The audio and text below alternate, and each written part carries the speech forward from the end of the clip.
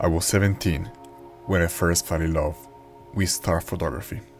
I remember seeing the Milky Way with my own eyes, in the middle of the silence of the mountains. Now, living in the city, I wonder if people ever see stars in New York City, or that their stars are the city lights. With Thomas Edison, in 1879, the night became a new day, and the new day came with glare, meaning the excessive and unshielded outdoor lighting. Glare is a principal cause of light pollution. The first effect of light pollution is sky glow, caused by the light that is scattered by dust and gas molecules in the atmosphere. To truly understand the effect of sky glow, I met Susan Hodder, a light advocate who, for the past 25 years, together with the International The Sky Association, has been promoting solutions for light pollution. The greatest scourge for lighting problems that we have now is the advent of LEDs, which are fantastic for saving energy. But people don't understand, they are blue. They start out as blue, they're not white. So they're measured, when they first came out, they were 6,000 Kelvin, which is a very high percentage of blue light. Blue light waves are shorter, and they scatter more in the atmosphere. This caused a lot of problems. People couldn't see as well, it was very uncomfortable. Your pupil contracts more in the presence of blue light. You know when you pass those cars with those bluish headlights, how you can't see as well, you're kind of squinting? It changes your circadian rhythms. You don't really go into a deep sleep. It also disrupts your melatonin production at night. I was intrigued by the relation between cancer and melatonin.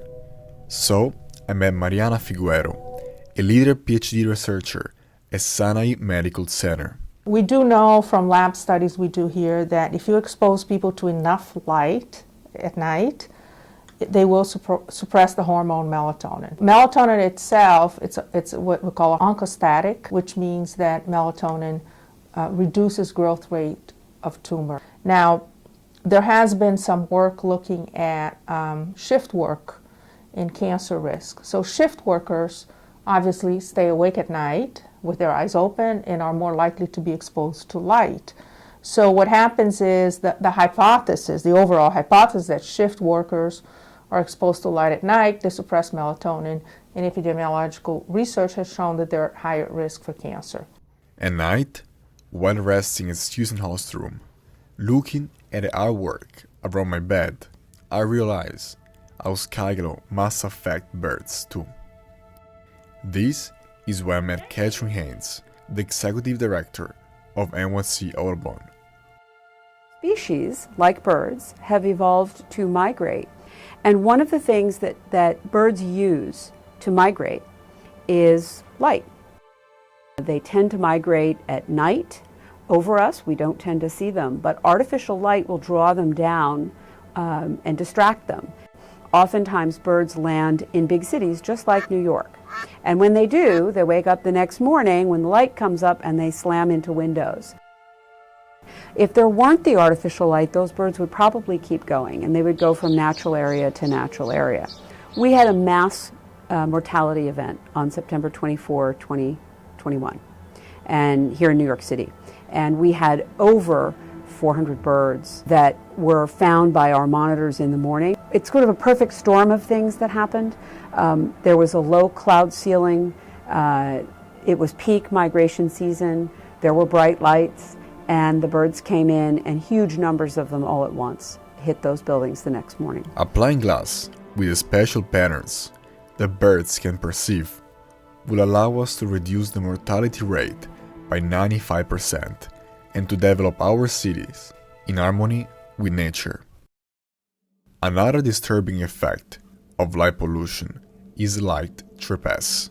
When street light enters a window, Robin Schurz is a math educator and a light advocate who lives in the Bronx, where management of light positioning is causing very intense issues. 2 years ago, a little more, My younger son and I started going out for walks at night, and we realized that the streets had gotten much brighter over time. It's partly that the street lights, there were more of them, but also that the LEDs that they had installed were so much brighter than the other lights. And the light is not going exactly where it's supposed to, it's trespassing on places. So that when the leaves come off the trees, the light doesn't have any filter. And if you live on the first or second or third or maybe the fourth floor, you're affected by the New York City streetlights.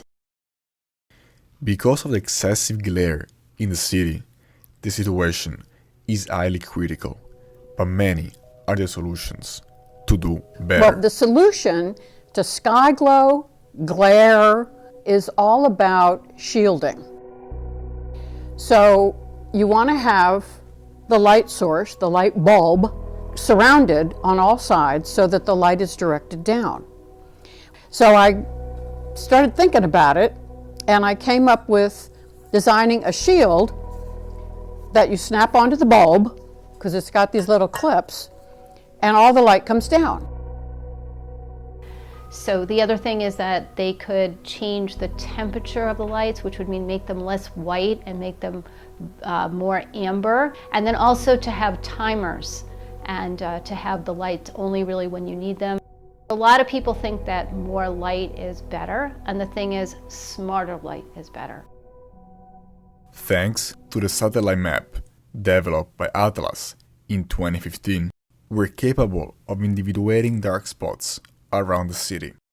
Here, the dark sky is still preserved, and they allow us to appreciate the heritage of the dark night sky. I think the connection to the night sky is underestimated. I think that there's something spiritual and indescribable about the night sky that we can lose.